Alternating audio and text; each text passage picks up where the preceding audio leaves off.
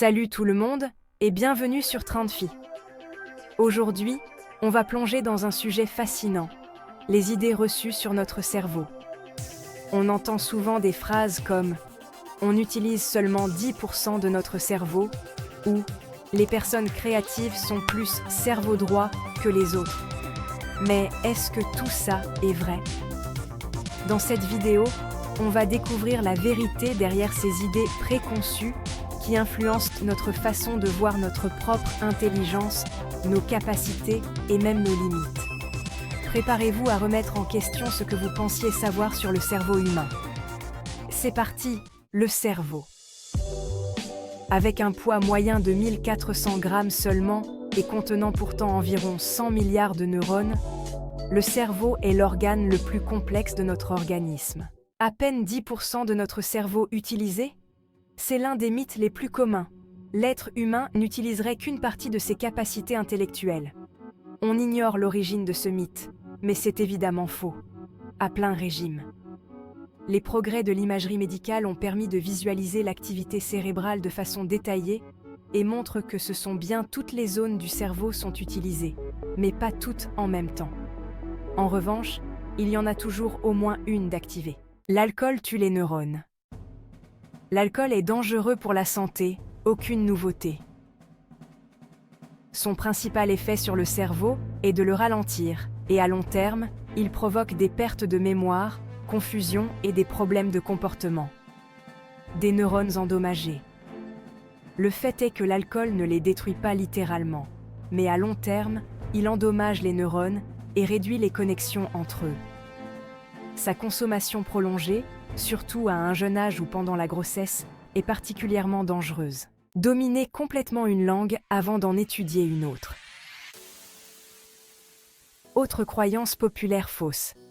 Il faut d'abord dominer sa langue maternelle avant de débuter l'apprentissage d'une langue étrangère. Sinon, on prend le risque de se mélanger les pinceaux. Polyglotte. Les enfants qui étudient plusieurs langues en même temps, dès leur plus jeune âge, ne les confondent pas et leur apprentissage ne se voit pas ralenti. Au contraire, ils développent une connaissance plus générale de la structure des langues. Les hommes et les femmes apprennent différemment. Autre mythe habituel, celui des différences entre les hommes et les femmes lors de l'apprentissage. Les neuroscientifiques ont décidé de se pencher sur le sujet. Il est vrai qu'il existe des différences anatomiques entre le cerveau des hommes et des femmes, mais comme cela se produit avec d'autres organes. À ce jour, aucune recherche n'a jamais prouvé que la différence d'aptitude intellectuelle soit liée au genre. Les 5 sens. Les 5 sens que nous connaissons tous sont bien sûr le goût, l'odorat, la vue, le toucher et l'ouïe. Mais, et si nous en avions plus?